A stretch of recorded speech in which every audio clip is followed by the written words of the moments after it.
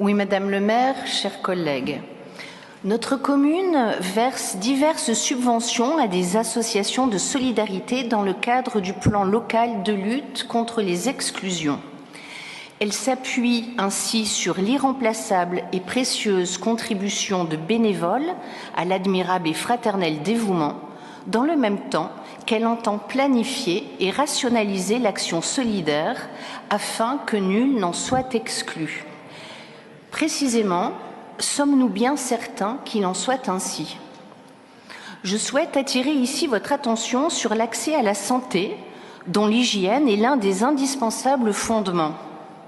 Réduire l'accès à la santé comme à l'hygiène constitue non seulement une atteinte à la justice comme à la dignité humaine, mais plus encore, sous l'angle prosaïque du principe de précaution, la mise en danger d'autrui par le risque évident de contagion épidémique. Votre famille politique a sur ce point rejoint la mienne dans la défense de l'aide médicale d'État qu'un certain nombre de complotistes vaccinophobes voudraient réduire au bénéfice d'un retour aux grandes épidémies médiévales. Notre divergence est de méthode. Là où vous privilégiez les plans, je m'attache à la vulgarité du quotidien. Où urine-t-on à Lille? Où est-on en mesure de se laver? S'agissant des douches, l'inventaire exhaustif est si bref en comparaison de communes telles que Bordeaux ou Saint-Denis qu'il tient aisément dans le maigre temps de parole d'une opposition chronométrée. Frédéric Ozanam, la Deule, Magdala, Solfa, la Cloche, la Sauvegarde du Nord, Médecins Solidarité, le Croquet, le Secours Populaire.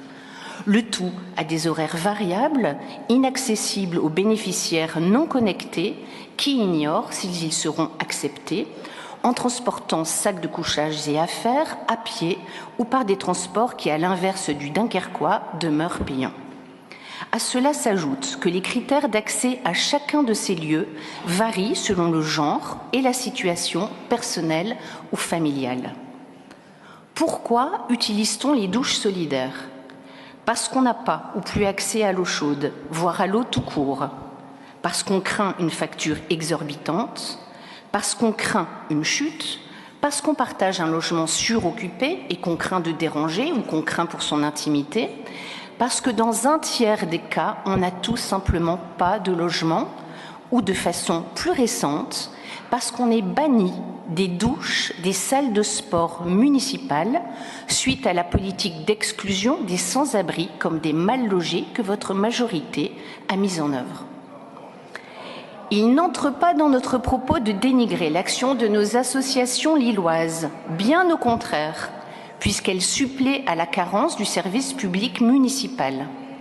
À titre d'exemple, Paris multiplie les cabines gratuites et écologiques. Dijon les adapte aux personnes à mobilité réduite, aux locuteurs allophones ainsi qu'aux malvoyants. Lyon veille à mailler son territoire de mobidouches. À Avignon, à Paris, elles vont à la rencontre des personnes en situation de grande exclusion.